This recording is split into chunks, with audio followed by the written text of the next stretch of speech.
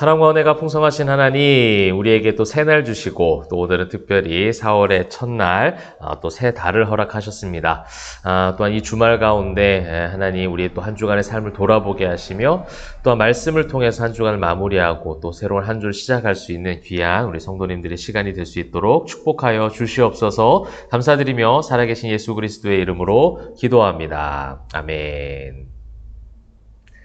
자, 사랑하는 성도 여러분, 반갑습니다. 오늘도 하나님 말씀을 읽습니다. 이제 4월 첫날입니다. 이제 확연하게 봄이 많이 다가왔고, 또 이 봄 가운데 또 만개한 꽃을 많이 또 보고 계실 텐데, 여러분의 마음 가운데도 말씀을 통해서 복음의 꽃이 활짝 피기를 소망합니다.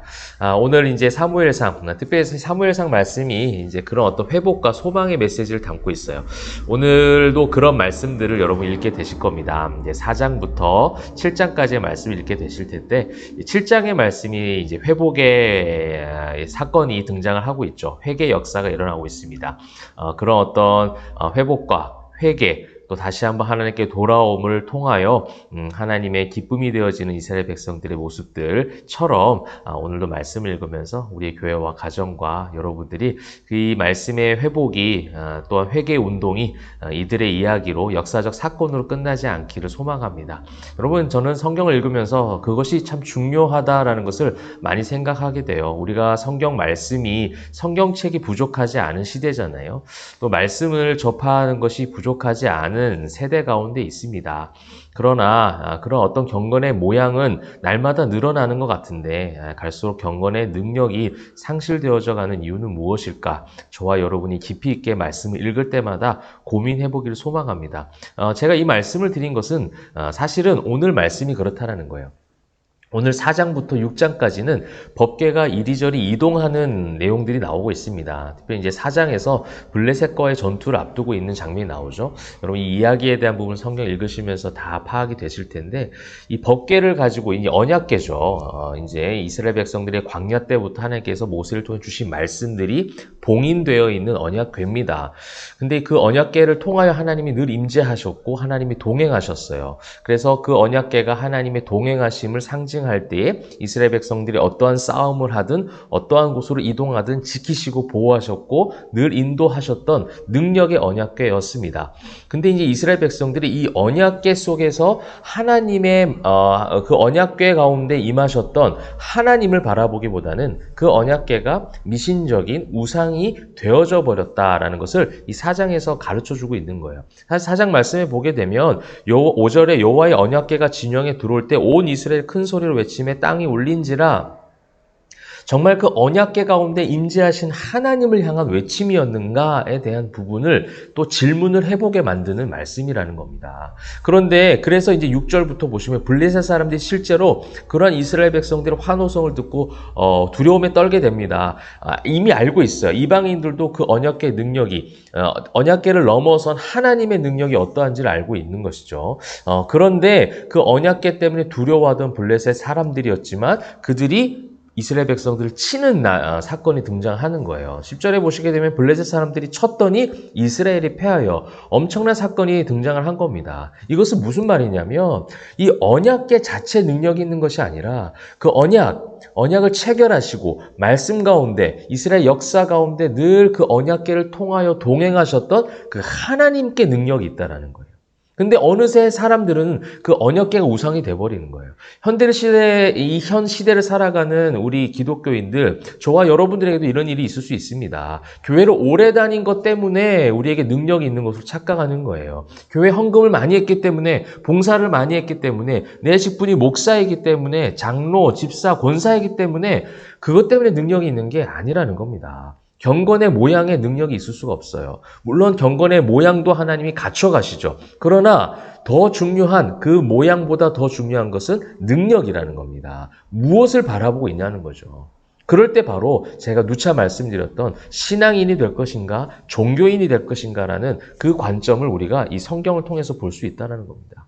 결국 이스라엘은 패하게 되고 엘리 가족도 두 아들이었던 홈니와 비느하스도 죽게 되고 그 엘리도 그의 몸이 비대한 까닭이다라고 얘기하며 넘어지면서 목이 부러져 죽는 엄청난 참혹한 결과를 경험하게 되죠. 이스라엘 백성들이 이 언약궤에 대한 잘못된 인식이 있었고 그 모든 것들이 지금 하나님께서 제하여 버리시고 무너뜨리고 계시다는 거예요. 그런데 그렇다면 이 언약궤에 그러면 능력이 상실되어졌는가? 그 언약궤는 이제 아무 소용이 없는가? 이제 5장을 보게 되면 블레셋 사람들이 그 언약궤를 가져와서 이제 우리는 이 모든 것을 승리했다라고 이야기하지만 그 언약궤를 두었을 때 다곤 신당이 무너지는 사건이 등장을 하는 거예요. 그건 무슨 말입니까? 언약궤 가운데 임재하신 하나님의 능력은 여전히 살아 움직이고 있어요. 그러나 인간이 그것을 우상화하면 그것은 능력이 없어진다는 겁니다. 이제 5장에 가서는 하나님의 능력이 임재하신 거죠. 하나님의 능력이 발휘가 되기 시작하신 겁니다. 그래서 여전히 하나님께서 함께 하시고 계신다라는 것을 이 5장에 이 모든 신당을 다 무너뜨리고 그래서 그들에게 공포심을 다시 한번 그 두려움, 하나님의 인재하심에 대한 능력과 두려움을 다시 한번 보여주고 되는 것이죠. 그래서 이제 6장에 와서 다시 언약궤를 돌려보냅니다. 이제 더 이상 같이 못 있겠다는 거죠. 자신들을 죽게 만드는, 두렵게 만드는 이 하나님의 능력, 이 모든 하나님의 엄청난 그 임재하심의 파워가 너무나도 강하다는 것을 느꼈기 때문에 이제 6장에서는 다 돌려보내는 사건이 나오고 있습니다. 그러면서 이제 그 언약궤가 다시 한번 돌아오게 되는데요. 이제 7장에서 이제 그런 회복의 역사가 일어나죠. 자, 7장 보시게 되면 1절에 여호와의 궤를 옮겨 산에 사는 아비나답의 집에 들여놓고, 저는 이 부분이 굉장히 좋았어요. 여러분, 그 언약궤는 마치 성전에 있어야 되는 것 같아요. 그죠? 성막에 있어야 되고 사람에게 더 이상 가까이 올 수 없는, 범접할 수 없는 그런 두려운 존재로만 느껴졌던 그 언약궤가 지금 산에 사는 아비나답의 집에 들어왔다라는 겁니다. 이제 하나님께서 이스라엘 백성들을 회복하시기 위해 그들의 삶 가운데 들어오고 계시는 그 헤세드의 은혜, 능력, 말씀의 참 능력, 경건의 참 능력을 지금 이 1절에 그 아비나답의 집에 들여놨다라는 것을 이야기하고 있는 것이죠. 그러면서 그의 아들 엘리야사를 거룩하게 구별하여 여호와의 궤를 지키게 하였다. 거룩하게 구별하였다. 드디어 이스라엘 백성들이 하나님과 함께하면서 늘 승리했던 그 모세오경의 놀라운 말씀, 여호수아의 승리의 그 엄청난 메시지들이 이제 7장부터 등장하기 시작하는 거예요. 거룩하게 구별되어졌다라는 겁니다. 하나님께서 그러면서 이제 2절에 보게 되면 이스라엘 온 족속이 여호와를 사모하니라, 하나님을 바라보기 시작했어요. 종교에서 신앙으로 바뀌어지고 있다라는 겁니다. 여러분, 바라기는, 저는 이 말씀을 들으면서 정말 마음에 뜨거움이 생기는 것을 많이 경험하게 됩니다. 이 미스바에서 있었던 이 회복의 운동, 이 언약궤가 블레셋을 통하여 빼앗겼지만 하나님은 다시금 하나님의 능력을 발휘하여 그 언약궤가 이스라엘 백성들이 돌아오게 하시는 거예요. 어떻게 보면 예수 그리스도의 십자가의 은혜 아닙니까? 하나님께 떠나갔던 그 죄인들을 불가항력적 은혜로, 전적인 은혜로 우리를 다시 한번 그 구속하시사 하나님의 자녀가 되게 하셨던 그 은혜가 이 언약궤 이동 경로를 통해서, 또한 이 7장에서 엄청난 회복과 회개 운동을 통하여 등장하고 있다는 거예요. 3절에 보십시오. 3절에도 이방 신들과 아스드라를 너희 손에 제거하고 너희 마음을 여호와께로 향하여 그만을 섬기라. 하나님만을 섬기라는 거예요. 더 이상 영적 음행을 일삼지 말라는 겁니다. 그리하면 너희를 블레셋 사람에서 건져내라. 이것이 하나님의 구원 공식 아닙니까? 사사기의 그 어려운 시대에 그 모든 구원 공식들이 사라져서 자기 소견에 옳은 대로 행하여서 무너졌던 그 영적인 어두운 시대 가운데 다시금 이제 소망의 빛이 비치는 하나님의 메시지가 7장에서 쏟아져 나오고 있는 거예요. 그래서 모든 우상을 다 제거하고 여호와만을 섬기라. 사무엘이 이르되 온 이스라엘은 미스바로 모이라. 내가 너희를 위하여 여호와께 기도하리라. 그러면서 6절에서 그토록 기다렸던 고백이 나옵니다. 여호와 앞에 종일 금식하고 거기에 이르되 우리가 여호와께 범죄하였나이다. 드디어 자신들의 범죄를 하나님 앞에 아뢰고 있다라는 거예요. 그래서 7절부터 9절에는요, 사무엘의 중보 기도가 나오고 있습니다. 여러분, 이제 9절에 보시게 되면 사무엘이 젖먹는 어린 양 하나를 가져다가 온전한 번제를 여호와께 드리고, 하나님이 원하시는 이 온전한 번제라는 것은 무엇이냐면 흠이 없는 완벽한 거예요. 하나님이 기뻐하실 만한 하나님이 기준이 되었던 번제라는 겁니다. 사람이 자기 소견에 옳은 대로 행하였던 것과 완전히 상반된 회복된 놀라운 역사가 이 사무엘을 통하여 하나님의 임재하심을 통하여 이루어지고 있습니다. 그래서 에베네셀 12절 여호와께서 여기까지 우리를 도우셨다 하고 그 이름을 에베네셀이라. 드디어 이제 하나님께서 우리를 도우셨다라는 믿음의 고백이 선포되고 있습니다. 우리 14절에 블레셋 사람들이 이스라엘에게서 빼앗았던 성읍이 에그론부터 가드까지 이스라엘에게서 회복되니 할렐루야.